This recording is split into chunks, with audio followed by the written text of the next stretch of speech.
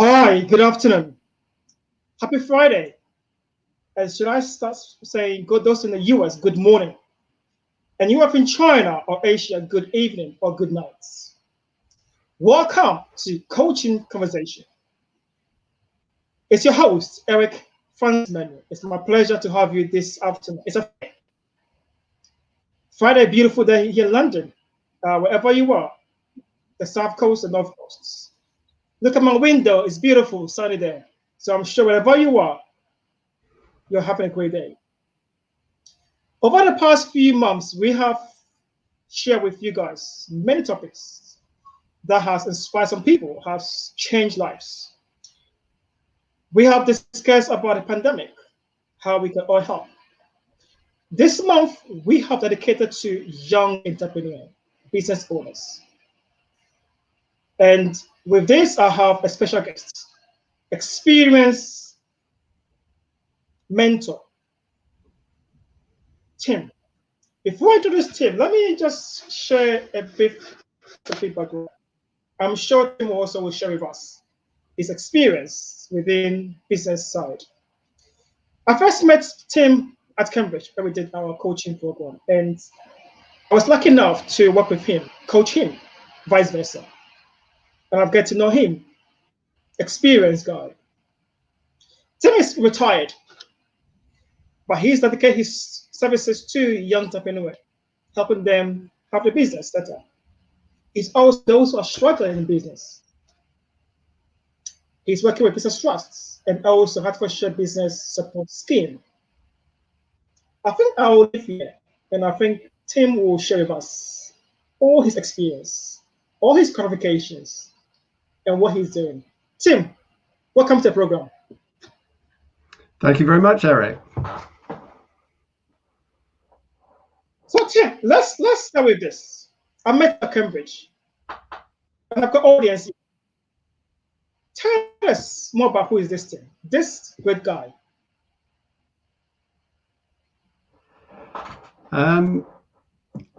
Right, where can I start?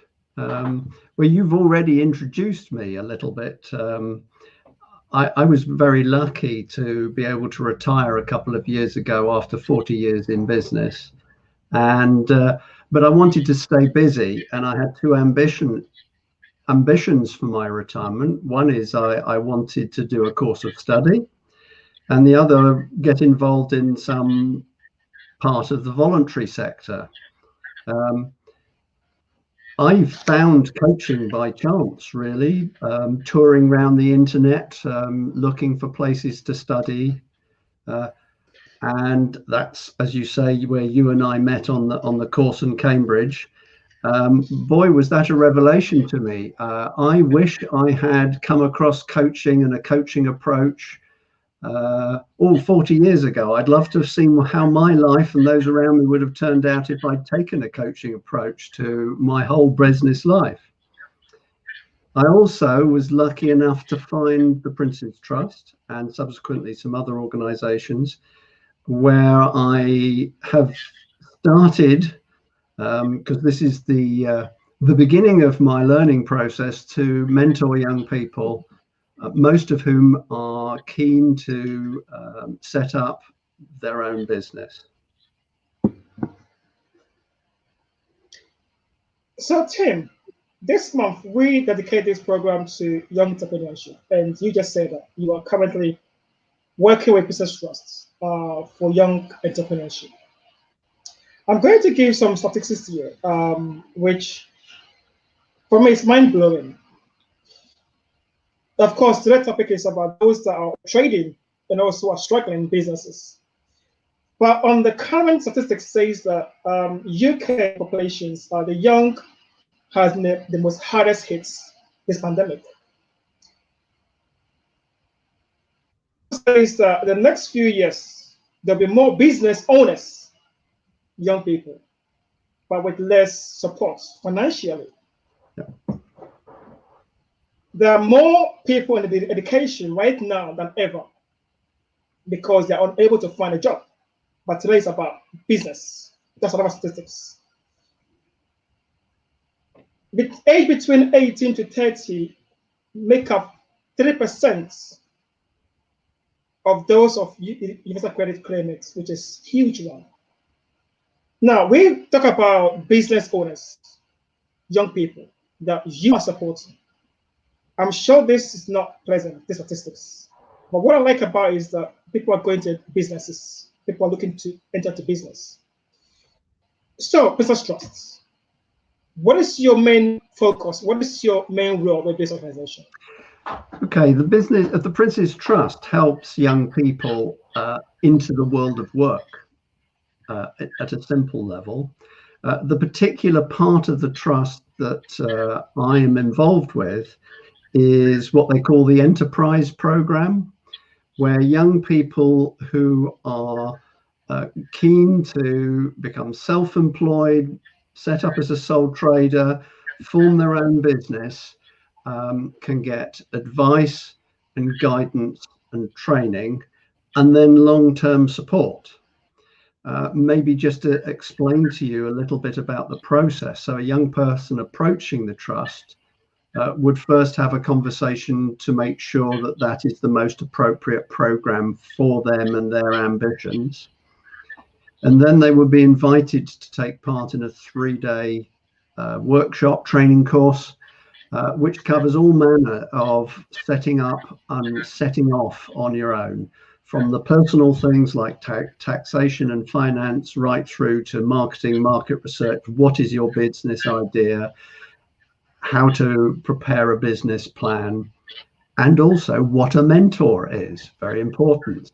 They then prepare a business plan with support from the Prince's Trust.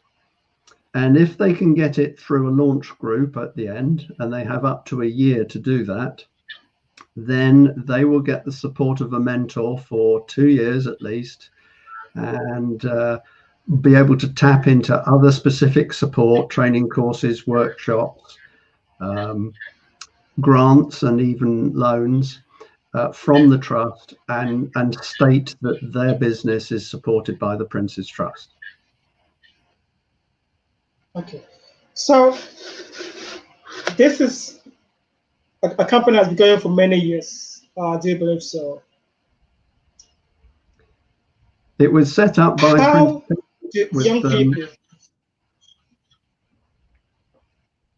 Sorry, go ahead, Tim. Sorry, go ahead. Sorry, it was set up, interestingly enough, it's a charitable organization that was actually set up by Prince Charles with his severance pay when he left the Navy. So, and it's now a major international player in this particular area. Now, you also work with Hertfordshire Business Support Scheme. What differ between these two?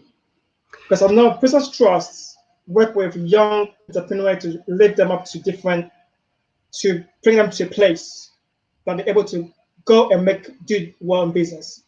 What do you also, your involvement with Hertfordshire Business Support Scheme?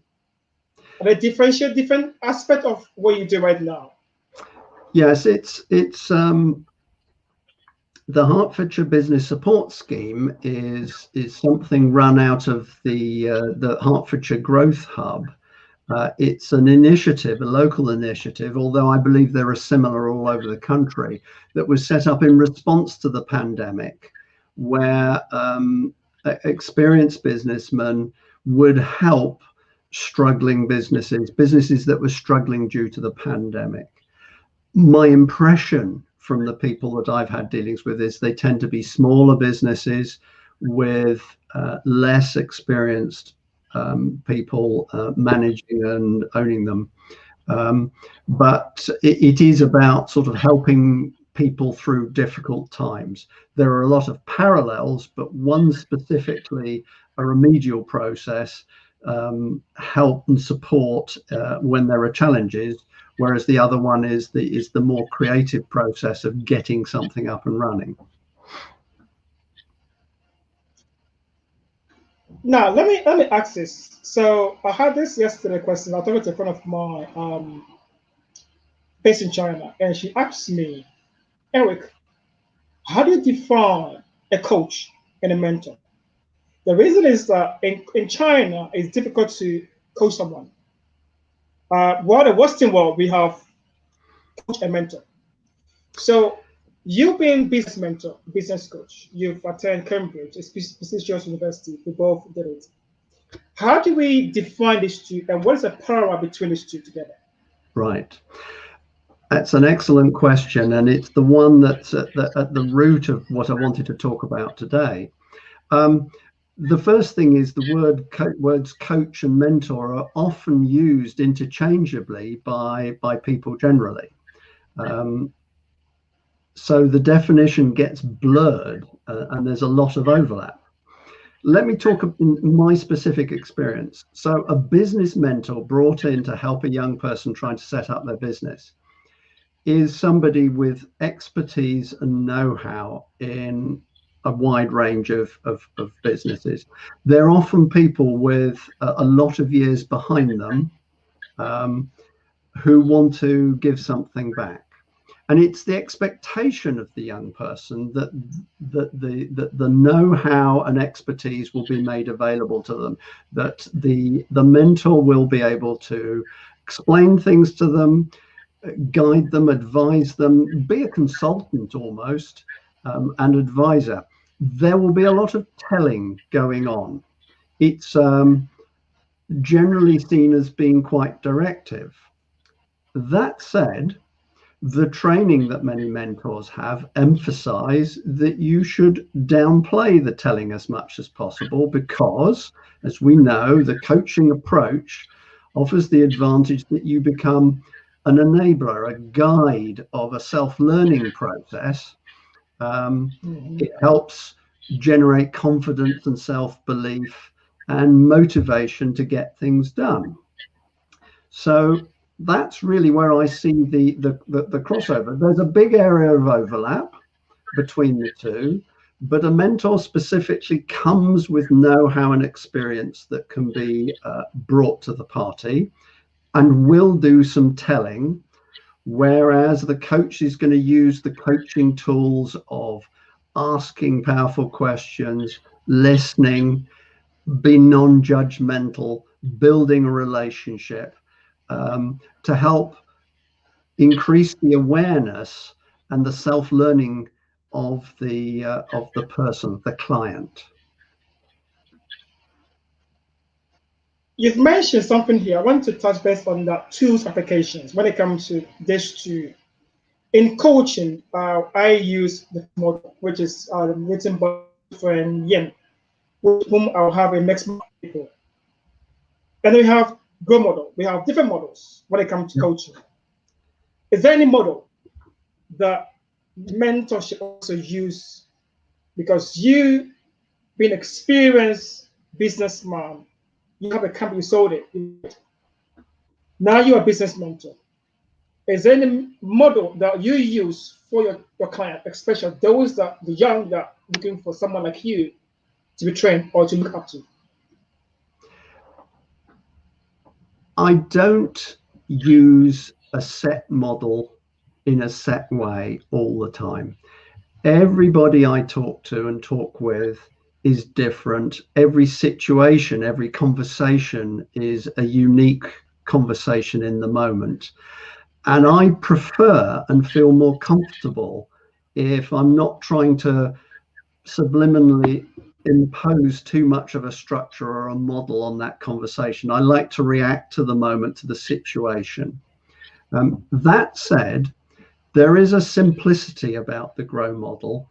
I believe fervently in the benefit of having goals, and working towards them, if you wish, a sort of solution focused approach. And so in the back of my mind, sometimes even explicitly with the young person, I do utilize its structure in general. But as I say, each conversation, each set of sessions with people is so much driven by the individual's mood, character, capability, circumstances, and what you're trying to achieve at the time, that I don't overplay the principles of a model, and I'm certainly not wedded to any one. So I'm going to ask you this. I know this is something that maybe you're not expecting, but What do you enjoy most since you're tired? Because let me be of course we had a pandemic, people are locked down, they can't travel. But I've seen people that are on retirement that travel. I mean around the world in Barbados and just you right now, let me put it this way, helping young people, those who are struggling in business, does that make you does it make you get more excited, or what excites you with this stage? I always explain to people that I'm doing what I'm doing simply because I really enjoy it. I get huge stimulation out of the conversations, the sessions I have, the personalities I meet, the issues that we face together. And so actually my prime motivation in all this is that I want to do it. Yes, when you look back, especially when things have gone well and you can see the difference that you've made, there is a sort of wider philanthropic sort of sense that you get out of it. Funnily enough, of course, the conversations I have with people have been immensely important over the last year, where by and large we are out and seeing people much less. I think, like many, I'm a person who finds it far better to build relationships and have conversations and discussions with people face to face. And so I was a little wary at first about the virtual world that has been forced upon us. But as I'm sure you would agree, the intensity you can get out of a one-to-one conversation on a virtual platform is surprising, and I've found them rewarding in themselves, and I always come away feeling that very positive about the experience, even if we were facing difficult challenges, even if somebody's not feeling quite so positive about life at the start of the conversation. So I mean that's my driver. It's something to stimulate and something that I just simply enjoy doing. It's almost become my hobby. Now, yesterday I had a question because I've asked people to send me the questions. And the question that came up with, there's a young guy, he's late 20s. Now he said, I'm still in business. Eric, I have no idea where I should go. Not only with the organization, but talking about his USP. Now, you've been a mentor, business trusts, been a coach. You've had a company before you sold it, you retired. So I'm sure at some point you know where you are going, direction. I need this company, I want this to go here. How do you as a mentor, what is your initial stage for a type of business I want to run? I will share mine about how do you start with that conversation with the individual? Because someone is asking, I've got a business, but I don't know how to go about it. Most of the people that I've encountered so far already have a good idea in their head, which they've got a lot of enthusiasm for, and which they have a lot of hopes and belief in. So it's rare that the conversation starts with well, what could I do? And that's a very interesting and stimulating coaching opportunity to start almost with a blank sheet of paper.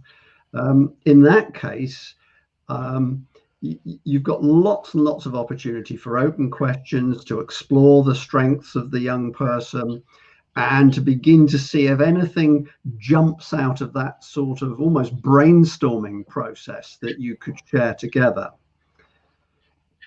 As I say, more often somebody does already have the seed of an idea and the basis of their motivation towards it, but they're not yet able to articulate it. So we often, fairly early on in the process, start imagining an elevator pitch to where somebody suddenly finds themselves with a sudden opportunity to answer the question, so what is it you do? And they've got to sort of come up with their soundbite, and you go round and round doing that several times, each time finding new words, new concepts that help explain. And actually you can see the young person almost begin to get clarity of their own idea as they do it. So, Tim, I've got another question here. You touched base on the regards to those that works with you, you already have the idea in your head. And I'm sure at some point you want to come up with a model that will help them plan towards something, yes, they have in your head, but it's on the paper.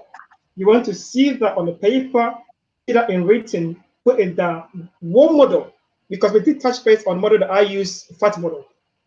Is there any model that you use to this client that, okay, you have something in your head, we need to put it on paper, but there's a plan, there's a program or tools that will identify you to have this going. Do you want to share how do you use that? Yeah. How do you program this? Yeah, I'm going to take a step back from your question first, just because there's an interesting sort of aspect of this. One of the things about mentoring young people is that you don't choose each other often. So you get allocated to each other. So a young person might have approached Hertfordshire Scheme or Prince's Trust. There are many other organisations. And they'll have some early conversations and maybe even get a bit of basic training so that they've got a few words and concepts in their mind. And then they suddenly get sort of partnered off with some sort of twit like me. And so there's an extra dimension, I find, to the chemistry meeting, which is traditionally the start of a coaching process. Yep, you've got to get to know each other. You've got to build rapport. I like to spend quite a lot of time talking about personal issues, what people enjoy doing, where they're from, what they've done in the past before getting into the business idea. But there comes a time where you need to sort of get close to the subject. And the first thing I tend to talk about is their expectation of what I as a mentor are going to do. And then I explain what I think I can do and how it might work. So we spend a lot of time discussing the role of a mentor and how they can get most out of the relationship. The next thing we do is we spend quite a lot of time, as I described earlier, looking at their business idea in whatever form it is, looking at how to describe it, going round and round, asking each other to summarize back to the other party so that we understand each other. Because one of the things that's very important going forward is that we know what we know and that we have a common language. There's a lot of business speak. There are a lot of words that are going to come up. And it's important that we both really understand each other and we kind of agree what they're going to be. So I ask a lot of questions about what resources they can bring, what they think their strengths are. And you can even then go off and do a more formal strengths assessment process. What skills they may have. So what actually they've done previously working, what training and education they have, what support of others they have, and what the situation is financially. Do they have financial backing? Can they afford to take a bit of time before they need to see an income coming from their business idea, mainly and generally because they've got a job of work in the background somewhere? Or do they need to get to income very quickly? Need to understand those constraints, the constraints of finance and time. They're very, very important. So this is a really extended business orientated chemistry session, very often several sessions. And at that point, there is no structure. You're just exploring. Haven't got to the idea of a grow model or any other particular model. at that stage, because we haven't even talked about goals other than the one that we know is in the background is, I want to get this show on the road. I want to get my business up and running and earning me a living. Right. So let's take it step by step. I mean, as a coach, like, a companies come to me, or clients come to me, I'll join the program, 6-month program. We work towards that. Either my signature program or normal program that I do with the company individuals. However, mentorship is different because you're going through different using experience that you have to help these young people. Now, I wanted to come again. The reason is I want to touch base on this topic is the length of this discussion. Because as a coach, I know how to tell my client. I say, I'm not going to be all this judgmental, confidential, and so forth. My mentorship is different. So, is there any structure?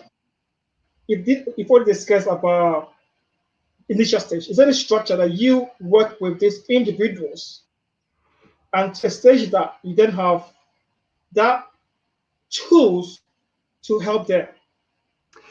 Yes, there is. And I'm going to refer specifically to the approach the Prince's Trust take. So you don't get into serious mentoring as a young person supported by the Prince's Trust until you have prepared, with support, a business plan and had that business plan approved by a launch group. In other words, it's got to demonstrate a viability and a completeness for you in order for you to proceed. So there's a lot of thinking that goes on at that stage about each of the key areas, what market you're in, what is the product or service that you're offering, who exactly are your customers, how are you going to find them and then get them to sign up to you, what do you need to do in order to deliver the product or service? You know, are you going to buy it? Are you going to make it? If it's a service, which is very common, do you have the skills and qualifications to do what's required safely and effectively? So all of those things get addressed piece by piece, following a template for a business plan with support from the trust. So by the time you start to mentor someone properly, that is in place and has reached a certain maturity. That's very, very important. So already people have studied and thought through each aspect of their business in some detail, and you then get the chance to get them to talk you through it as part of the introduction. I also feel very early on there's this bit about getting the most from the mentoring relationship. Perhaps the biggest reason in my limited experience so far why things fail is simply cancelling meetings, not doing actions that are agreed between meetings. It's the nuts and bolts of it. It's the commitment to the process. So I emphasize a lot that the role of a mentor, even if they're bringing experience there, is not to do the work. They're there to help the young person decide what needs to be doing, maybe to help them build some confidence in their ability to get it done, and almost act as a nag in the background to help them achieve the step-by-step progress that they need to make. And I find by talking openly, repeatedly about our roles as the mentor and as the client or mentee, sometimes they're called, and say who does what. Remember, I'm not going to do this for you. So if you're going to make those phone calls, if you're going to write that marketing copy or whatever it is that what's needed now? And sort of trying to get people to commit and take responsibility for the real actions of the process. Fantastic. All right. So, audience, waiting for your questions. I've got Tim here. Any questions? Let me know. You can use the chat button. I'm able to feedback with Tim. Any questions? Please do use the chat button, or you can also share as we go along. Tim, we are halfway through. I'm going to come into mental well-being and also resilience. How you are able, because you are working with this generation that are going through tough time. Of course, they will have all ideas, the business, they have everything. But sometimes it's about the mindsets, believing themselves, knowing that yes, we are in a tough time, but I can. So this session, I'm going to go to the depth of the mental well-being of this young one, because looking through UCAS statistics and other statistics is horrible. I don't want to go through it because it's not negative. It's other ones happening here. Now, what's your approach when it comes to mental strength and also resilience towards these young guys? Okay, I mean, the first thing I find is that people get a very quick positive boost that somebody is interested in their idea and in them and is willing to talk at length and with them, listening to their challenges, their ideas, helping, enabling them to make those decisions and take actions that they need to do. So there's a very, very quick boost most of them get just because they've got somebody to talk to. But you have to build on that. I specifically tend to have sessions looking at resilience, where we ask ourselves, you ask the question, are there things that will go wrong? Will there be setbacks? Yeah. So how do you think you're going to react to setbacks? And we talk maybe about setbacks they've had in the past and how they responded to them. That gives me a little bit of a feeling about how resilient they are. I do have a resilience assessment that I can do if it gets to a point where that seems to be a useful thing to do.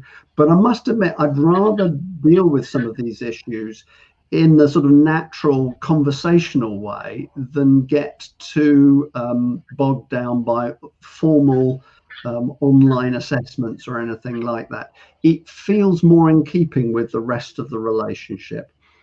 Also, to be honest, away from what's happened in the pandemic and virtual sessions, it's custom and practice with mentor and mentee to meet in public somewhere, like a coffee shop. And there's a limit to how much you can achieve there other than in natural conversational interaction. So we tend to look at resilience and learn how best to respond.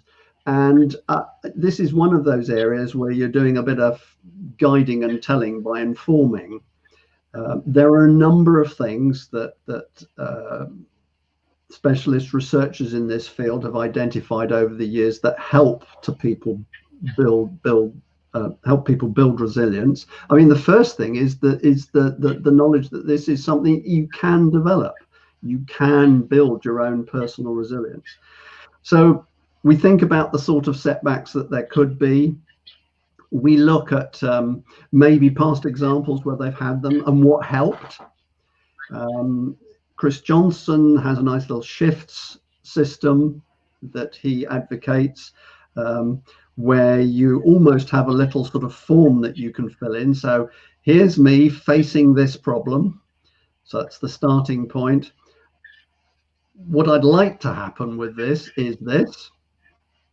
In the way are these barriers, these other people very often. Facing all that, what helps me is, and this is where you can look back at your past experience or those who support you. So things might be better if I were to, so that the turning point that might make things easier.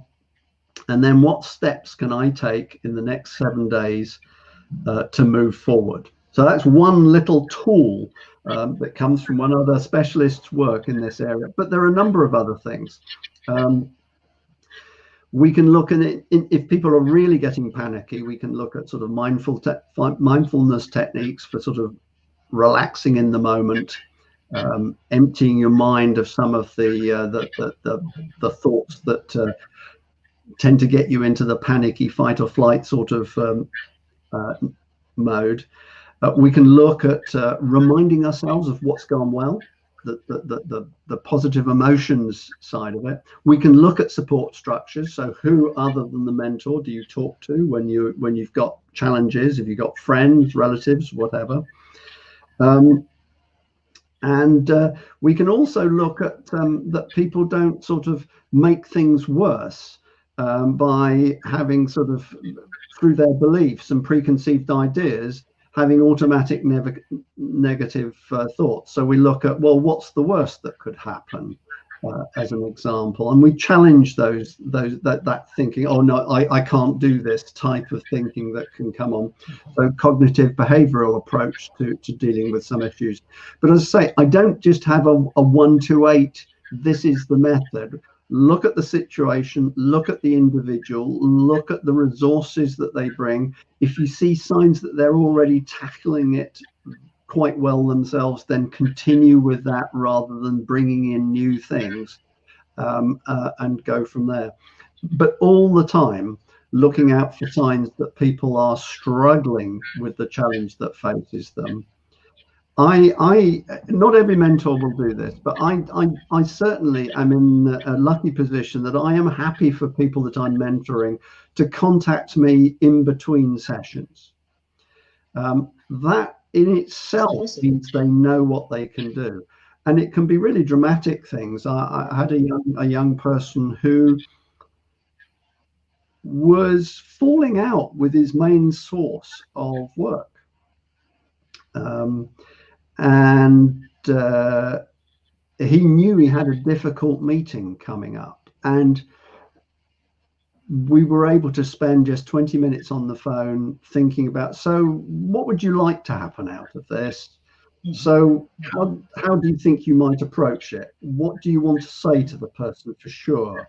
And just playing it through hypothetically beforehand, he said, helped him no end to tackle with it and actually come away with a very, very positive outcome of bridges mended and the like. Similarly, he a few weeks later was suddenly confronted with a legal document that he was told he must sign, and he was quite uncomfortable with this. He'd never seen one before. And again, we looked at it, and I said, well, this is very usual, so don't worry about it. We went through. I said, I think there are a number of points you could usefully raise with the person who's asked you to sign it. Look, in the end, they had a really good conversation about it. They realized they were actually on the same page, that this was something being imposed on both of them from the outside, and they came to some sort of agreement as to how they would manage it. So it became a very positive thing in their relationship, actually. So you can see there are a number of different strategies, but I prefer to stay flexible. It runs the risk that you have to do a little bit of thinking about how you want to attack things. But I still find that ability to respond to the situation that is in front of you, rather than have a formula, a method, a model to apply, is the most powerful. Agreed. I'm going to go back to that area, and I want to, because resilience or even mental well-being is one of the things that I think that this pandemic has been the most shock ever, because we're all going through different ways. Yeah. My question is, at what stage do you see a client or mentee and say, okay, let's pause here. Let's deal with resilience. Let's deal with your well-being. Let's deal with your motivation. Yeah. Do you ever come across, and what is the structure with the organization that you work with? Because as a coach, I work with clients different ways. but as a mentor, there's a different dimension how to tackle this issue. Okay, well, within the context of the Prince's Trust, actually, you're very well supported. Every mental meeting, you have to report back to the trust about, not in detail, with all the issues of confidentiality, but the very broad brush of steps made. And the very last thing you have to do is to flag if you feel there are any safeguarding issues. Okay. These are young people, often disadvantaged, often who've had some challenges and problems previously. And so what you can flag in the first instance is, yes, I do have some concerns, and you then cite just briefly the specific evidence of what you've seen that makes you nervous. And that goes in, and if your sort of manager in the Prince's Trust sees that, they might discuss it with you. They will then be able to sort of say something. But there is a safeguarding team that we can turn to within the trust, who are well qualified then to take up any issues or to make suggestions in the first instance as to what else I could do. So I feel it's something that's always in your mind, and but I don't have to suddenly become the specialist when it gets a bit more serious in this, which means that it's not a point of stress for me ever. And a lot of the time, just asking a simple question of how people feel is a very powerful one. You know, you and I probably noticed that on the course quite a lot. So we would be talking about something, and then the next thing the tutor would say would be, "And how do you feel about that?" And that question is an extremely powerful one, used both just in terms of how people feel about what they've achieved, so positives, but also when things aren't going so well, how that's making them feel. And actually sometimes giving just a very good outlet for their frustrations and stresses.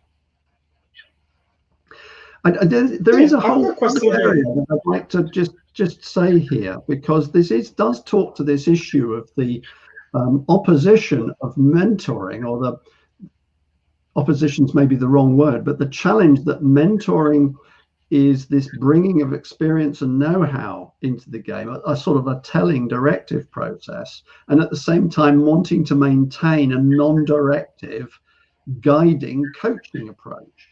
And that is the use of reassurance, approval, and even praise. Young, inexperienced clients, I feel, are people who benefit from reassuring them sometimes, showing your approval for what they're doing, and even saying well done, praise. So the question is how you can do that without them beginning to try and do things for you, sort of early stage dependency. And I do feel it's possible. I often find as part of summarizing what people have said, that you can reassure that maybe they're suggesting something, floating idea about how they're going to go about something. And you can reassure them by saying, well, yeah, that's what a lot of companies do. Or I've seen that done by a lot of people that I've met in business over the years. So it's not so much your reassurance, but the reassurance that they're on a well-trodden track.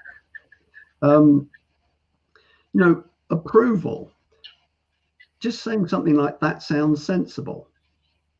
That looks like a good option.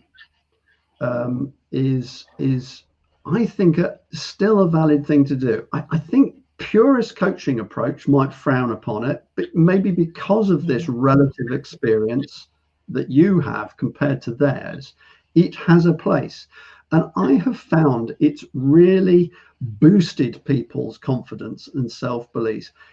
They don't know it at the time, but you very often hear about it a week or weeks later, that people say, actually, you said that, and that made me believe that I should go ahead and do it. And finally, the praise, the acknowledgement of when things have gone well. I don't do it ahead of them realizing that actually they've achieved something and that things have gone well. But I think just, as it were, reinforcing their own realization of their own success is not a bad thing to do. And that comes on to an interesting other field, because this is one of the things that I wrestled when we were studying coaching. I've learned a lot in life by discussing things with people, debating them, actually having somebody who has a point of view and arguing with them.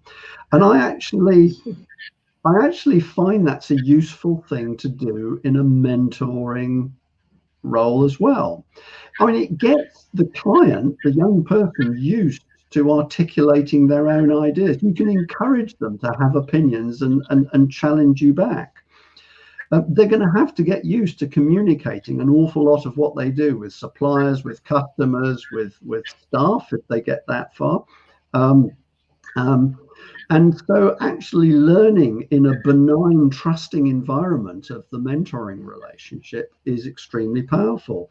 And it also, done the right way, builds this idea of the relationship being of equals, not a teacher-pupil, parent-child type of relationship, which it can so easily drift into. I want them to say, no, I don't agree with you. No, I don't want to do it that way, because I think that's a very healthy way of building confidence and self-belief and being able to articulate it in a meaningful way. So Tim, we've got more time. I've got a question here from Sean. Yeah. Let me phrase it. How could someone become a successful mentor? How could someone become? Is that based on experience, qualification, based on the clients, or what is your take of that? Right. So I'm only a mentor through other organizations. Okay. I mean, I've not set myself up with my own website and Tim Champion Mentor. I mean, I say it on LinkedIn because that's what I do. And I want people who know me to sort of know that. So I simply expressed an interest in being a mentor.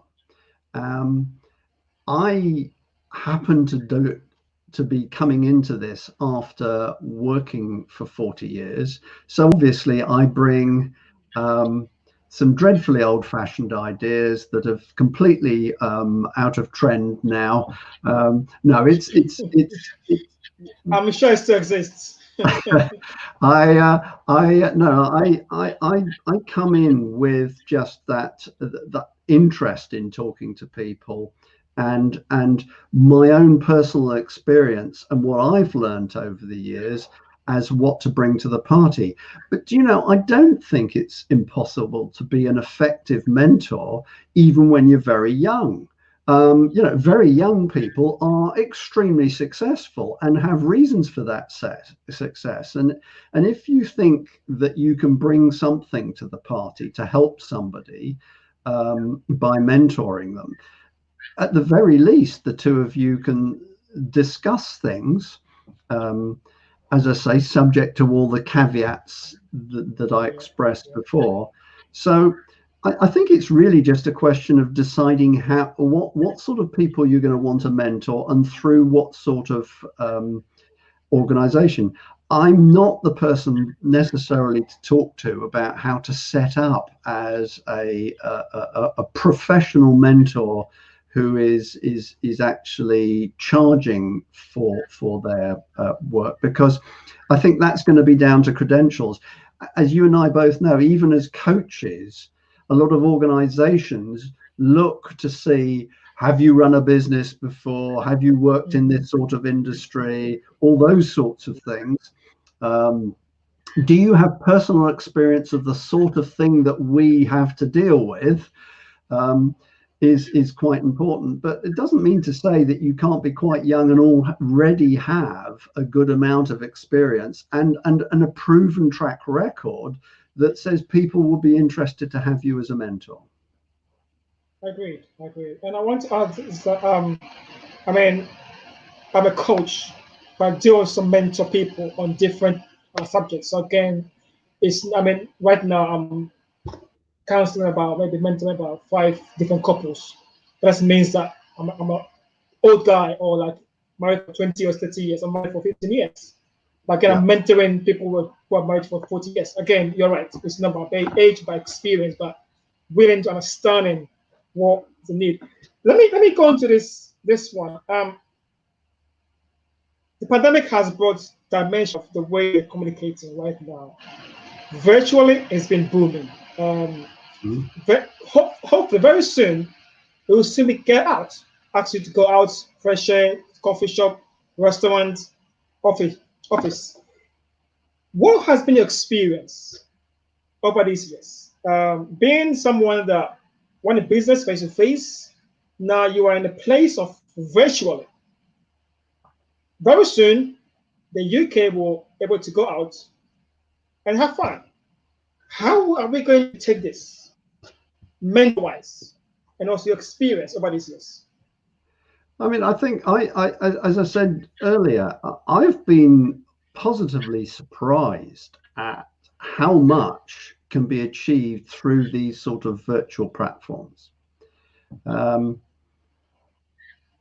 Look, there's a great convenience about it. Nobody's had to travel anywhere. I don't know how many people are watching this, but nobody's had to make a special journey. You don't even need to have your trousers on. You know, you can just sit here, and as long as the visible part's dressed, off you go. Joking aside, I've also been amazed at the intensity that you can get one-to-one. I mean, you kind of almost sit closer, looking eye to eye through these screens. So I actually think there's going to be a lot that continues on this basis. And so I can see a sort of blended approach going forward, where mentoring relationships are done occasionally in person because of the sort of extra dimension that it gives. All those body language things where you actually sort of shake somebody's hand, or and the smiles and the gestures. I mean, I'm waving my arms around here now, and half the time you can't see them because they're flying out of off shot. But you can get more of that sort of total body passion, as it were, for what you're talking about from both parties. But the recognition is that people do suddenly find they can't find the parking space, or they don't want to have to drive 15 miles to the town where you're due to meet, or you meet as I say, the custom and practice of the Prince's Trust is that you meet in somewhere public, as much for safeguarding reasons as anything, and there's a lack of privacy there. So actually then suddenly being able to come back and fall back on this sort of a process is immensely powerful. You can almost decide between you, right, next meeting, what would you like to do? Let's meet together, type of thing. So I see this. I think this has opened our eyes. It's made sure we all have equipment at home that allows this. Although that is one of the challenges for young people, that sometimes they're just working off their phones and they're moving around a lot, which makes it harder to get that intensity that I think can be quite empowering for both parties. So I mean, look, I look forward to having the option, but I think that's what it will be. I will be fascinated to see what the instructions from the various organizations are. The Prince's Trust, it all used to be person to person. Will they insist on going back to that? I don't know. I will wait and see, and to see what the reaction amongst mentors and mentees is. But what will be your personal preference? Bear in mind that, as you just said, you got young people. Most of them don't use laptop; they use iPhone or Samsung, whatever phone. And then you have the phone, you have the TikTok background, you have chatting, you have WhatsApp, you have Facebook, you have all this Yeah. around. But you want to get into the focus of the topic, the agenda for today, what we are here for. And of course, it's difficult to get them attention. What would be your preferred as a mentor? I will still always go for face to face, but I haven't done much mentoring face to face. I am you know, you and I were doing the course face to face, and then the last section was done virtually, if you remember. So, you know, that's the sort of era that we're talking about. I have, as I said, I've been really positively surprised about the effectiveness of virtual working. And its big advantage is, of course, you're not geographically tied so much. In principle, I can mentor anybody anywhere in the UK, anywhere in Europe, even the world. I mean, let's just keep it reasonable. Whereas if you're going to meet up face to face, there is a geographic limit, especially if you're a volunteer and all the rest of it. You're probably not going to travel more than 20, 30 miles for a meeting like that, especially if there is a chance that people might not turn up. It's early days, you've not got the commitment yet. So my preference is actually to be able to do either and choose the way forward. And you probably start with a very quick virtual meeting just so that you know what each other look like. After all, it does avoid embarrassment in the coffee shop of trying to guess who the people walking in are.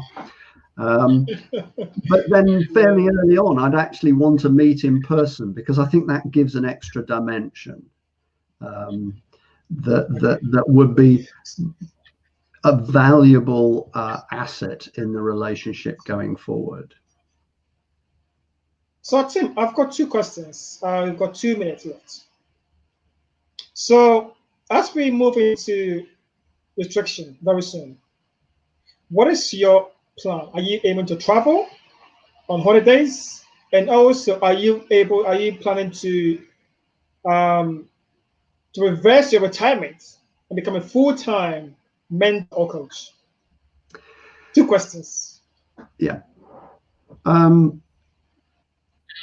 I retired not so much from work, but from a full-time employment contract. My father's 93 and lives in the Lake District. Fantastic. I have a son and his wife who are expecting any day now. I want to be able to have the flexibility to spend time with people like that and people I know well. So my retirement is about flexibility rather than, as you put it, sitting on a beach in Barbados. I also, and I hope I've got this across today, really want to be people's mentors and be involved in things. But it will always be part-time so that I can have that flexibility to do things. So look, I look forward, like everybody else, to being able to get out and about, to travel, to see friends, to go out on see the countryside, to meet people for a drink and a meal and all the rest of it. But I also look forward to doing a lot more mentoring. I'm hoping to get more involved in the preparation of business plans with the Prince's Trust, working towards that. But we'll see. We'll see how things go.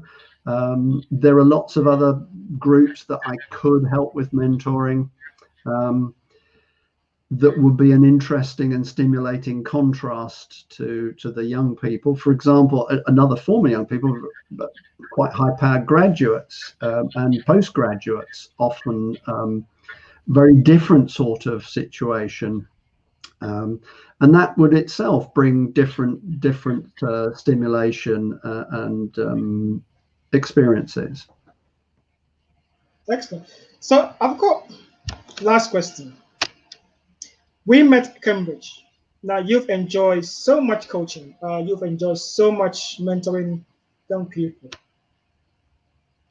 Where do we see ourselves next 5 years when it comes to helping young people? Because this month is for the young. We're trying to. So where do you see yourself? No, you as you just say, you want to be flexible when it comes to working environment, helping the young people. Are you also aiming long term to have your mentoring business, or you want to be more flexible on that aspect? No, I personally don't plan to have a mentoring business. I'm going to be a mentor. I'm going to do a fair bit of it, but not that. The interesting challenge and the thing that I'd really like to sort of explore much further going forward is this. It's something that you and I've talked about before. A lot of the conversation about setting up a coaching practice seems in practice to focus on people who are already very capable, the elite, executives. I've come across a coach recently who clearly states that he wants to coach only people who have high net worth.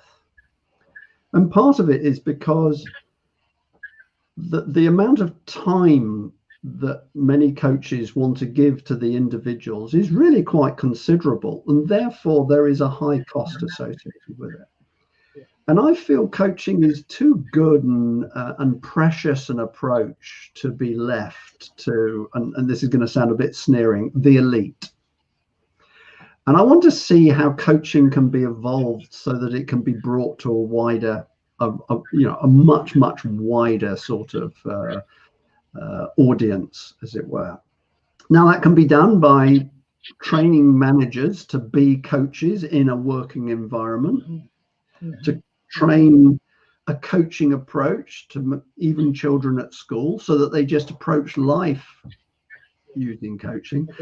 But I'd also like to see if coaching as an intervention can't also be made more widely available. Now, look, I'm doing it as a volunteer because I'm lucky enough to be able to, and that's one way of doing it. But look, people need to earn a living. So I'm also struck by the idea of how short coaching sessions might apply, how you might be able to get a good message across while coaching several people at once, which may seem a bit of a contradiction, but these are all ways to try and, as it were, bring the cost of coaching to an individual down.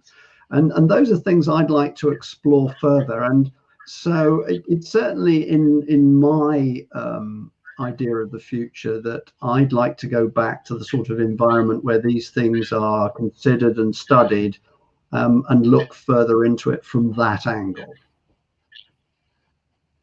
On this note, Tim, it's been on, and I think you've answered everything. It's not as about you've touched base on why we should all engage with coaching, and I think you're right. Most of us, we target the elite, we target the high network, we target the corporate, and we forgot all those that need the coaching most.